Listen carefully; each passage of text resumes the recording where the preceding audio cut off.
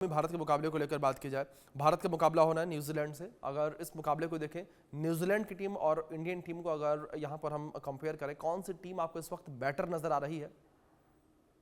देखिए जी, दोनों ताकतवर टीमें हैं और ये जी। दोनों टीमें वाकई फाइनल में खेलने की स्थिति में हैं। दोनों के बीच में फाइनल मैं होता हुआ देख रहा हूं। जी। और वैसे तो क्रिकेट अनिश्चितताओं का खेल है, कुछ भी हो सकता है, लेकिन उनके जो तीन स्पिनर्स हैं, बल्कि आप तो रचिन रविंद्र को भी मिला लें तो ब्रिसवेल है जिन्होंने 5 विकेट चटकाए हैं। केवल 12 रन का उनका औसत रहा है। बहुत शानदार गेंदबाजी कर रहे हैं, अनप्लेबल हो रहे हैं। मिचेल सेंटनर जो भारत के खिलाफ हमेशा खतरा साबित हुए हैं।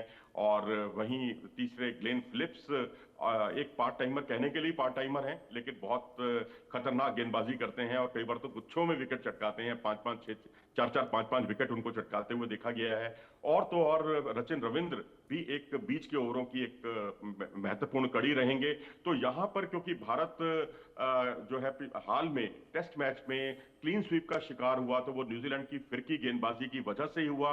अब 4-4 स्पिनर हैं, तो मैं समझता हूं कि यहां पर स्वीप और रिवर्स स्वीप और ये सब रणनीति अपनानी होगी। और इसके लिए भारतीय खिलाड़ियों ने काफी मुकम्मल तौर पर अभ्यास भी किया है, जैसे कि वहां से रिपोर्ट्स आई हैं दुबई से। तो उनकी जो स्पिन गेंदबाजी बीच के ओवरों में खतरनाक साबित हो सकती है। भारत के लिए यही सबसे बड़ी चुनौती होगी। इसका अगर सामना भारत ने कर लिया तो बेहतर भारत प्रदर्शन करने में कामयाब रहेगा। आप विराट कोहली देख लें या अक्षर पटेल देख लें या श्रेयस अय्यर देख लें या केएल राहुल देख लें, इन सब का जो है पेस बॉलिंग के खिलाफ जो स्ट्राइक रेट है और स्पिनर्स के खिलाफ जो स्ट्राइक रेट है, पिछले 2 मैचों में जो हमने पाकिस्तान और बांग्लादेश के खिलाफ खेले हैं, उसमें हमारा स्ट्राइक रेट काफी गिरा है स्पिनर्स के सामने। जी। तो अब यहाँ स्पिनर्स ही उनकी सबसे बड़ी ताकत है। मुझे लगता है कि तेज गेंदबाज ठीक है, हेनरी है, राउरके हैं, ये भी कम चुनौती रखने वाले नहीं है शुरुआती ओवरों में, खासकर रोहित शर्मा को अंदर आती गेंदों पर। लेकिन वही है, रोहित शर्मा खेलेंगे या नहीं खेलेंगे उस पर भी एक सस्पेंस बना हुआ है।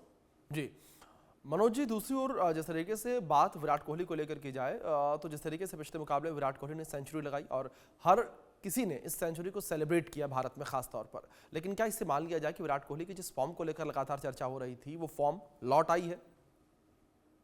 देखिए, विराट कोहली बहुत सुलझे हुए क्रिकेटर हैं और जी। वैसे तो देखिए आउट होने के लिए एक गेंद काफी होती है, लेकिन जिस तरह से वो पाकिस्तान के खिलाफ हमेशा चलते हैं, ज्यादातर मैचों में चलते हैं, जी। तो वहां से एक कॉन्फिडेंस तो देखो आता है। अगर आपने पिछले मैच में सेंचुरी बनाई है और आप जाते हैं सेंचुरी बनाते हैं, मैच को फिनिश करके आते हैं, क्योंकि यही काम पहले शुभमन गिल ने किया, फिर यही दूसरे मैच में विराट कोहली ने किया।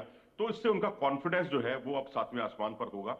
बस ओवर कॉन्फिडेंस से बचें और ये सोच लें कि स्पिनर्स के सामने, क्योंकि वो बहुत ज्यादा कंफर्टेबल नहीं होते, स्पिनर्स उनके लिए सबसे बड़ी चुनौती रहेंगे। क्योंकि वो ज्यादातर, अगर 6 मैचों में देखें तो जो जी। पिछले मैच को छोड़ दें तो 6 में से 5 बार वो लेग स्पिनर्स के सामने आउट हुए हैं।